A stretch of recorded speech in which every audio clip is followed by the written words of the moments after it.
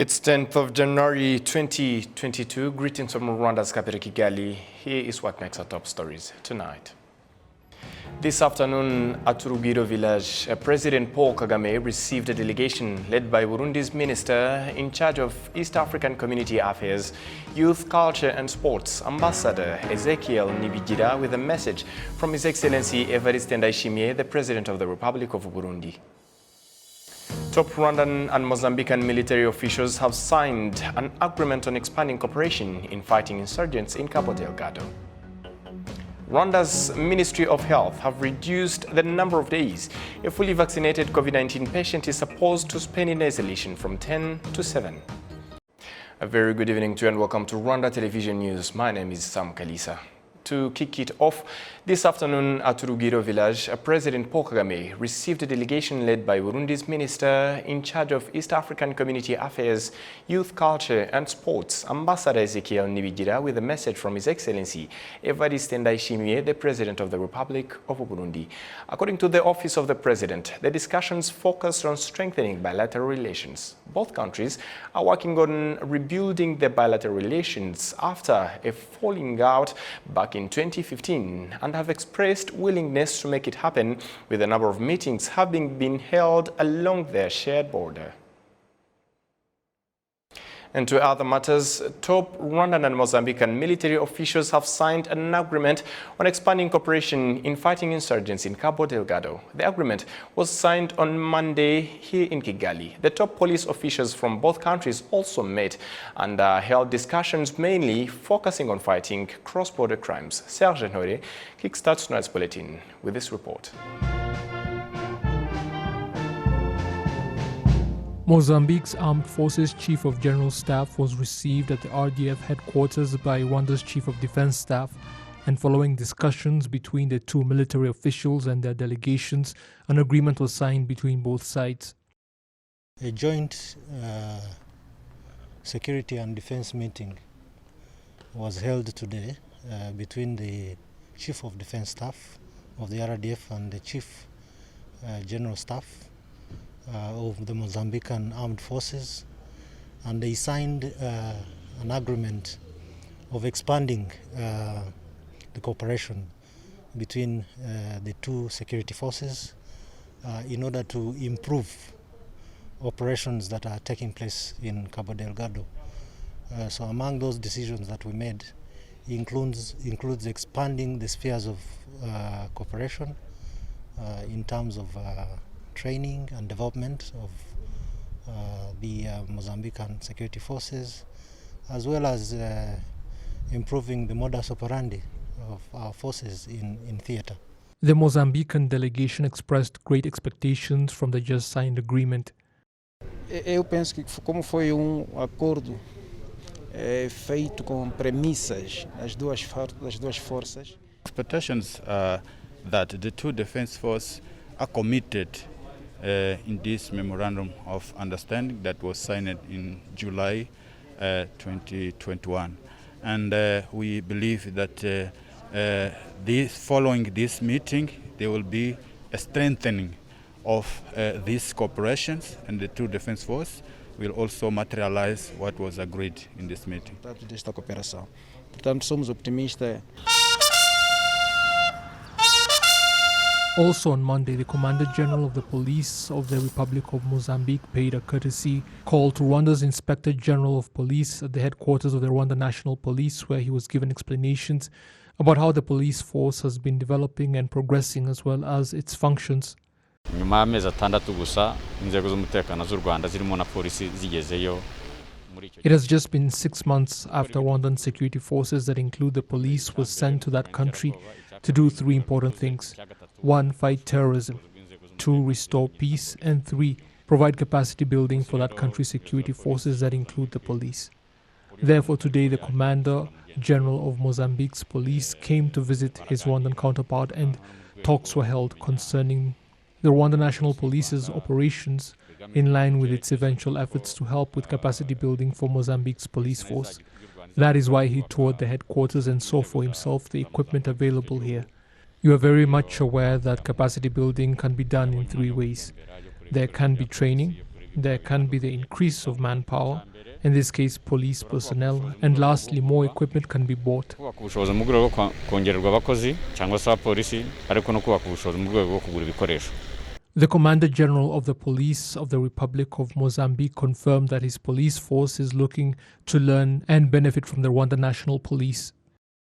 Tunataka tuwe na cooperation na polisi ya Rwanda kwa area ya training. We want to have cooperation with Rwanda's police in the areas of training and logistics.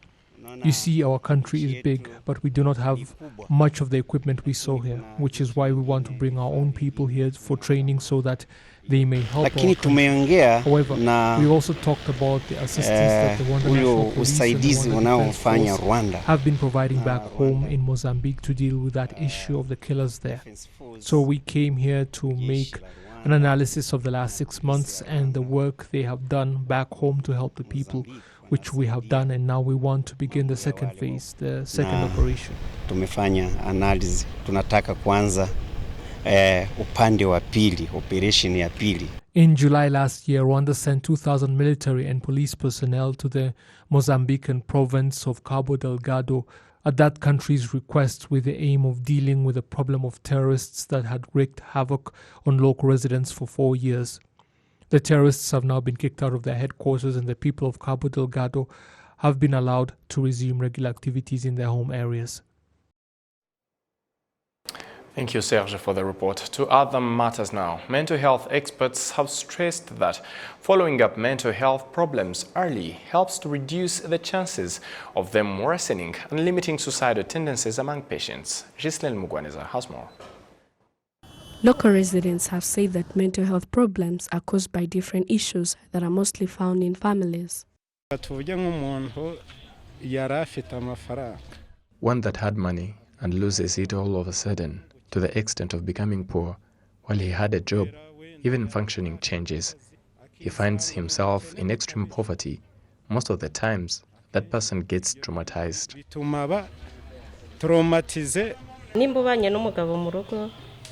If you are living with a husband at home and there is no peace, you don't understand each other and there is no connection between you, none of you will be happy.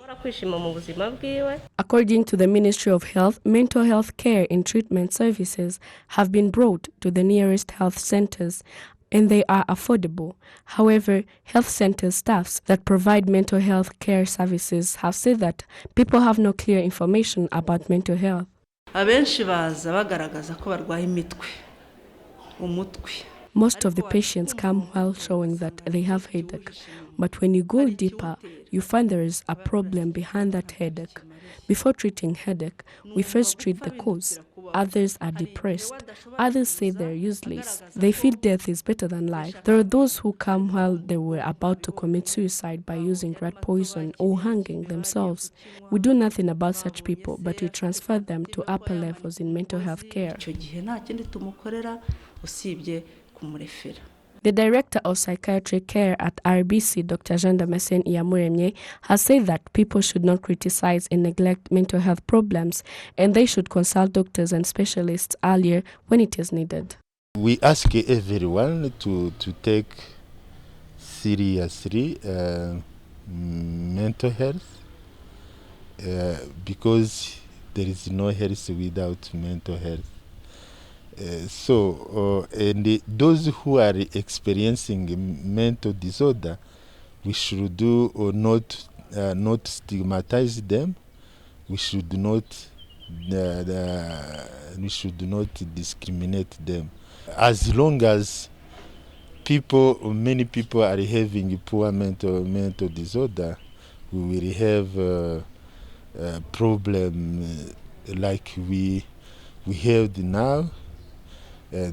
Experiencing those who are abusing drug. So I can say there is obviously a negative impact. According to the research conducted by the Ministry of Health in 2018, 20% of the Rwandan population suffers from mental problems, 12% are depressed, 28% of genocide survivors are traumatized, 3% are suffering from epilepsy, while 1.5% that have mental illness are now homeless. According to the Ministry of Health, the research about the effects of COVID-19 on mental health in Rwanda is being conducted, and the findings will be made public during this year. Ghislaine Mugwaneza, RTV News. Thank you, Ghislaine. Moving ahead, people who have been relocated to form more settlements in Rwanda district say that their lives have improved significantly, but also ask that the remaining difficulties they have continued to face also be addressed. We spoke to the residents who are relocated to 2 different settlements in Rwanda district of the southern province, and they included some of the most vulnerable people in society: genocide survivors, the homeless, Rwandan returnees from Tanzania, and others who had been living in grass-thatched houses. All expressed gratitude for having been given homes of their own, but some of them cited the problem of having never been issued land deeds for their property, saying they cannot do things like take bank loans using their houses as collateral, something that would help them to develop faster. Senators, part of a special committee that was formed, visited the settlements and were informed of the issue, taking it up with local authorities at the district level, and were given assurances that the matter will quickly be resolved and proper demarcations will also be put up to indicate the size of plots, because this has also been found to be a source of confusion, with residents unsure how big their land is. For the past 15 days, the special committee has been visiting people who were relocated to different settlements across the country and is expected to visit 63 such settlements in all 30 districts of the country.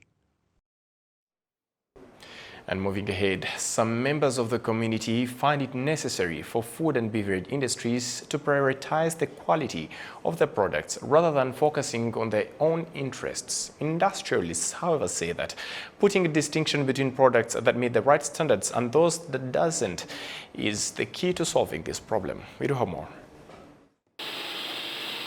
Across the country, food and beverage industries have continued to increase.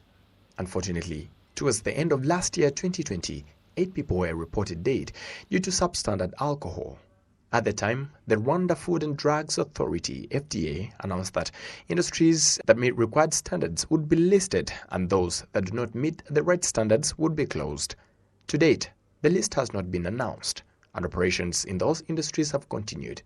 However, analysts say that owners of such industries should avoid any negligence that could affect their productivity or consumption.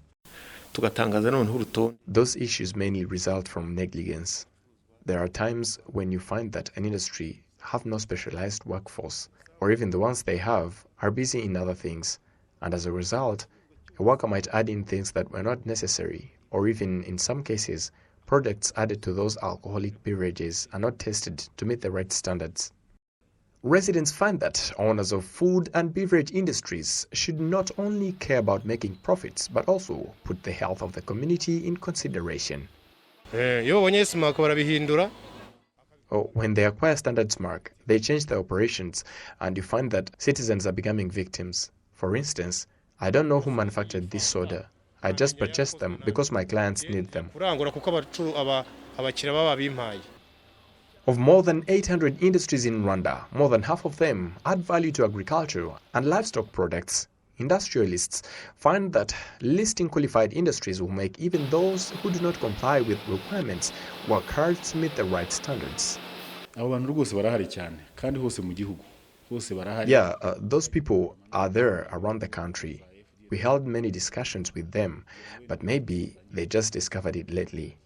Effects are evident, since it recently killed people. What needs to be done, as FDA recently started it, is listing industries that are qualified so that we can all go to the market, knowing the ones that have been authorized and others that haven't.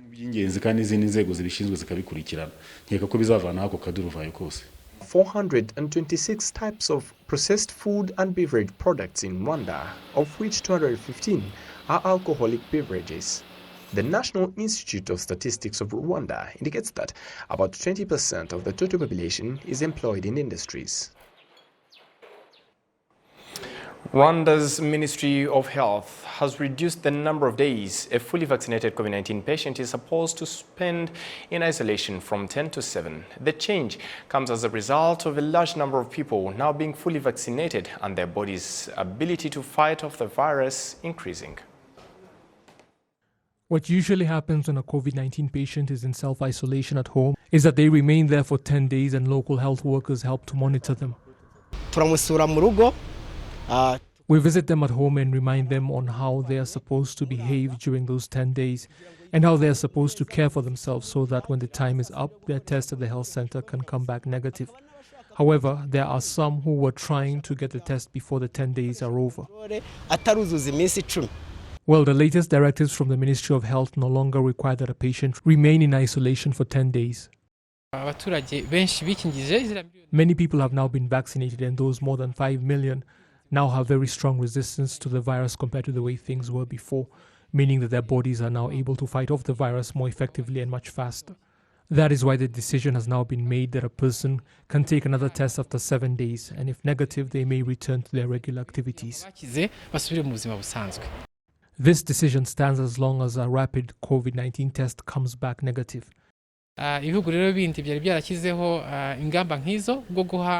Other countries were issuing certificates of recovery to people who completed their term of isolation successfully and were no longer showing symptoms of the virus, as required by the Ministry of Health.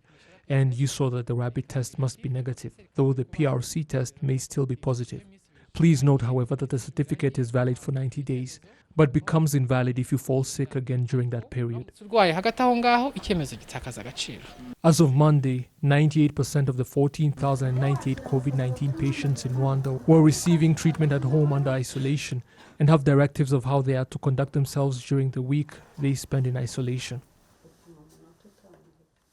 And on behalf of the entire news and technical team that made it happen, thank you very much for being with us. My name is Sam Kalisa, wishing you a safe evening and a fruitful week ahead. Goodbye.